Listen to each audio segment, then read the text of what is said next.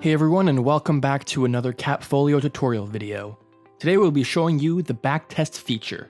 Now, backtesting helps traders backtest the performance of a trading strategy using historical data.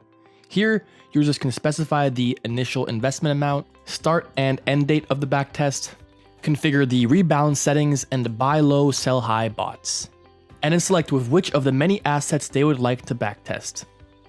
You can also just use one of the preset indexes. Then, click Backtest Strategy and see the magic unfold. Capfolio will run a backtest of this strategy, comparing it with a backtest of a holding strategy, holding Bitcoin, and a simple rebalance-only strategy to show a comparison. Data shown contains balances for each strategy at every interval, as well as data around what trades were triggered. Data can be viewed and downloaded as a CSV file as well. Thanks for watching, and in the next video, we'll go through the social trading and leaderboard features.